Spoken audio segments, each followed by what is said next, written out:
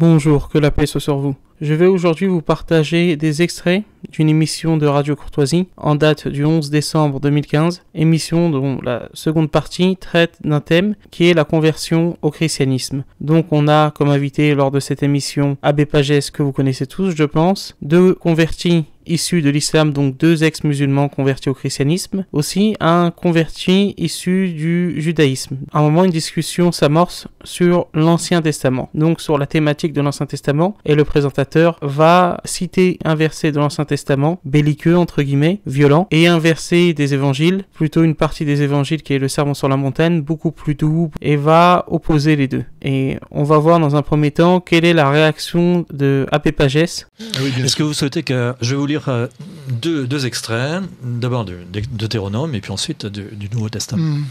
Excusez-moi, de la Nouvelle Alliance. Alors, extrait du Deutéronome. L'Éternel m'adressa la parole et dit: à partir d'aujourd'hui, je répandrai la terreur et la crainte de toi parmi les peuples qui sont sous tous les cieux, qui entendront parler de toi et trembleront et seront dans l'angoisse à cause de toi. Lorsque l'Éternel, ton Dieu, te les aura livrés et que tu les auras battues et totalement détruites, tu ne traiteras point d'alliance avec elles, tu ne leur feras point grâce. Tu ne contracteras point de mariage avec ces peuples, tu dévoreras tous les peuples que l'Éternel, ton Dieu, va te livrer, tu ne jetteras pas sur eux un seul regard de pitié. L'Éternel, ton Dieu, te les livrera et les détruira par une destruction puissante jusqu'à ce qu'ils soient anéantis. D'accord. Et il livrera leur roi entre tes mains et tu détruiras leur nom, etc. Je continue. Non, c'est pas nécessaire. Bien. Qui souhaite lire maintenant les béatitudes? D'accord. Et il livrera leur roi entre tes mains et tu détruiras leur nom, etc. Je continue. Non, c'est pas nécessaire. Bien. On voit que le verset le gêne et qu'il demande au présentateur de s'arrêter là. Alors écoutez, le Dieu de colère de la Bible hébraïque et le Dieu d'amour de l'Évangile sont-ils les mêmes? Alors, eh bien, en réfléchissant à la question, j'en suis venu à dire ceci, c'est que la parole de Dieu est reçue par des gens, parce que la parole de Dieu, n'est-ce pas, n'est pas dictée dans le judéo-christianisme, n'est-ce pas? Elle est inspirée. Donc ce sont des gens qui reçoivent la parole de Dieu en fonction de ce qu'ils sont, de leur culture, de leur mentalité, de leurs fautes, de leurs limites, etc. Donc ils la comprennent plus ou moins bien. Par exemple, Abraham, à un moment donné, il s'est rendu compte que, contrairement à ce qu'il avait imaginé, Dieu ne lui demandait pas de sacrifier son fils. Quelques années plus tard, Jephthé, un des juges d'Israël, croit cependant plaire à Dieu en sacrifiant sa fille, comme pour remercier Dieu de la bataille qu'il vient de gagner. Autrement dit, culturellement, c'est pas passé le message d'Abraham. Dieu avait beau parler à Abraham, eh bien, Jephthé n'a toujours pas compris. Et les prophètes, peu à peu, dans l'histoire du peuple juif, vont amener à une interprétation qui sera plus spirituelle que ce qui était la norme commune à l'époque. Chaque clan a son Dieu, chaque peuple a son Dieu, et mon Dieu c'est le meilleur parce qu'il gagne la bataille, etc.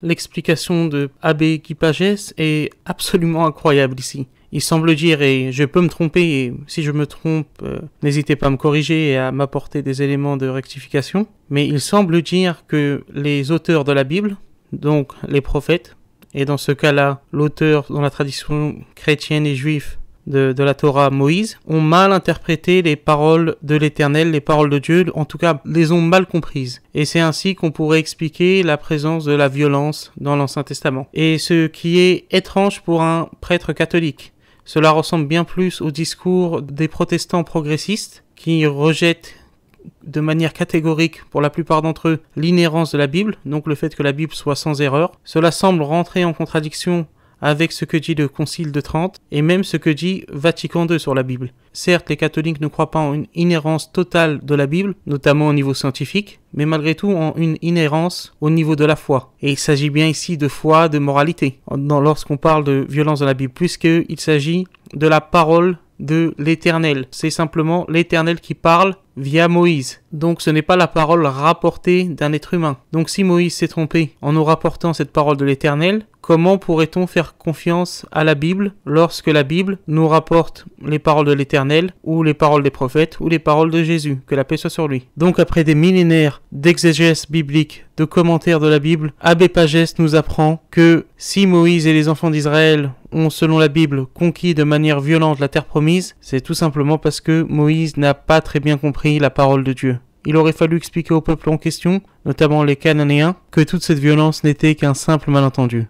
Ce qui est intéressant par contre, c'est de voir le lapsus d'Abbé Pagès lorsqu'il parle de la violence dans l'Ancien Testament. Quand tu prends la conquête de Canaan, Ouais. c'est pas les Hébreux qui ont décidé, lorsqu'ils sortent d'esclavage, 4 siècles d'esclavage, d'aller en Terre Sainte. Moi, m'a C'est posé... Allah qui leur a demandé Pardon, Allah. Pardon. Oh le lapsus, mon Dieu. Écoutez, on va couper. C'est pour ça que C'est bien Dieu qui leur a dit de massacrer les 7 tribus, là. C'est pour Les ça. Jébusites. Moi, m'a C'est posé... Allah qui leur a demandé Pardon, Allah. Oh le lapsus, mon Dieu.